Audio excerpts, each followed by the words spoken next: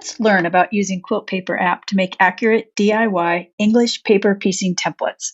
QuiltPaper was created especially for quilters and is available in the App Store for Apple iPhones and iPads. This is the app's opening page. It lists all the available graph papers. You can see there are a lot to choose from. We can make many different shapes at any size using these graph papers: triangles, diamonds, hexagons, or even polygon paper to make pentagons or octagons. For this video, I'm going to pick the hexagon graph paper and make a page of hexi templates, a shape that is very familiar to EPP quilters. Hexagon does require an in-app purchase, so if you don't already have it, you'll want to buy it. In case you're curious, the cost to buy any paper is the same as the price of the original app.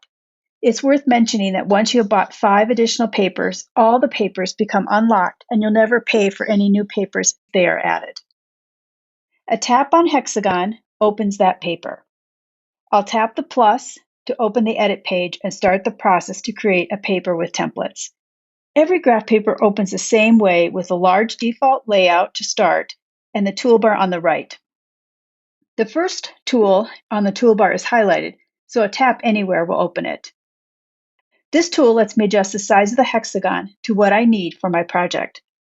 By tapping on the plus by the size, I can increase the hexagon side length from the default 1 inch to 1.5.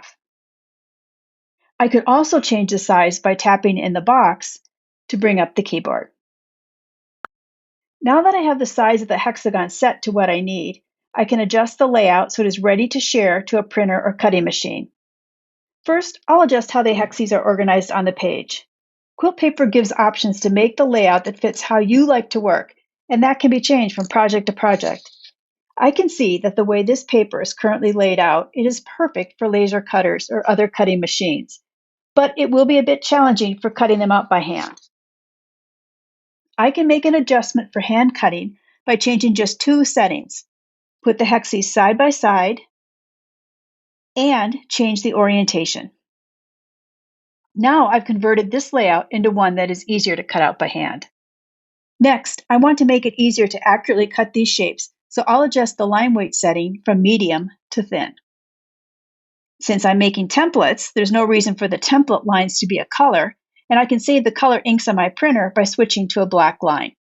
To pick a palette with a true black, I'll open the palette on the toolbar. Scrolling through the color palettes, I'm looking for one with a full black tile. Here, this gray palette has a black tile, and as soon as I pick it, the line colors in the paper instantly updated. Because green is the first color in the default palette, it is automatically replaced with the first color in the gray palette, black. Finally, I want to take advantage of a feature added to QuiltPaper, especially for EPP templates. I want to mark a center hole in each hexagon. Looking down the toolbar, I find the center hole icon and open that tool. A tap to the black color tile adds a center hole to the paper. Adding a center hole to each template will make it just that much easier to pull out the paper templates because I can use a blunt stick to slip in the hole and lift the paper out. If I'm using a laser cutter or other cutting machine to cut templates, it will cut these holes out for me. If I'm cutting templates by hand, this hole marks the center to make it easier to use a hole punch. To finish up, I'll set the line weight to fine and increase the diameter to 0.3 just to make it a bit larger. Stepping back, I assess my templates, and I like the way they look. Now I need to get the placement on the page just right. To prepare this paper to share, I'll open the last tool on the toolbar, Page Settings, and adjust the page size and margins. QuiltPaper gives several options for sharing paper, so it can be shared the way you want. For example, if I'm going to print my templates on stiff paper or cardstock on a home printer, or on freezer paper, cut to 8.5 by 11 sheets and printed on an inkjet printer, I'll leave the paper set to letter with portrait orientation. I will also adjust the margins to try and fit just a few more hexes on the page. That made a difference. With the page ready to print, I want to print a test page. To print, I'll tap More in the upper right. Now, printing a test page is an important step because a lot happens when your device sends a file to a printer. The transfer to a printer can sometimes introduce slight distortions. Usually this doesn't matter. However, for this project, I need these shapes to print at their exact size. So I'll print one page and then use a ruler to measure a side to confirm that it is exactly 1.5 inches. If it is not, I'll need to take a moment and find the right combination of settings. Now, if the test page doesn't print at the exact size, go to More and tap the link at the bottom to open Help. In the Help pop-up, there is a link to guidance on how to print a grid at its exact size. It's the first link listed, Exact Scale Printing. Let's go back to the app. Maybe instead of cutting out the templates by hand, I want to share my template to a cutting device.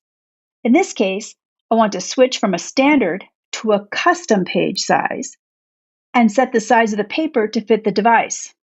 Say maybe, 12 by 12.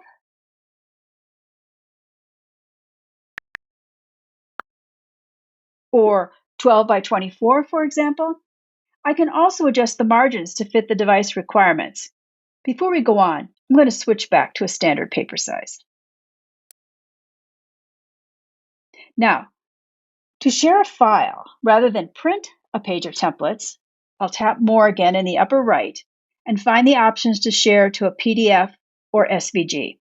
To share as a PDF, I select the PDF option, then open More on this page to further refine the line width and choose either print or share the PDF. To share as an SVG, there's no extra step. I go straight to the share options where I find the button Save to Files, which will let me transfer the paper to my cutting device. As I leave this graph paper, I can see it has been saved under the hexagon paper. Now, before we close, I'd like to point out a special set of quick picks for English paper piecing. Quick picks are predefined graph paper layouts that can be used as is or edited. They're intended to be both inspirational and a quick start for creating unique papers. Scrolling through the list, there are many possibilities. Let's try one out. Let's open the pentagon. It opens ready to edit. I'll tap to open the tool and adjust its size to 1 3/4. Making a quick check of the paper, I verify the lines are set to fine, the color set to black, and the center holes are drawn. I'll tap Page Settings at the bottom of the toolbar to verify the graph paper is ready to share. The settings and the sheet look good. To save my version of this quick pick paper, I'll just tap back in the upper left, and the app tells me it has saved this paper to Polygon.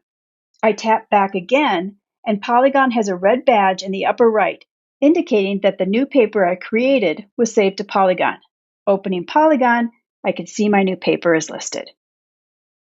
And that's how to use QuiltPaper to make DIY paper templates.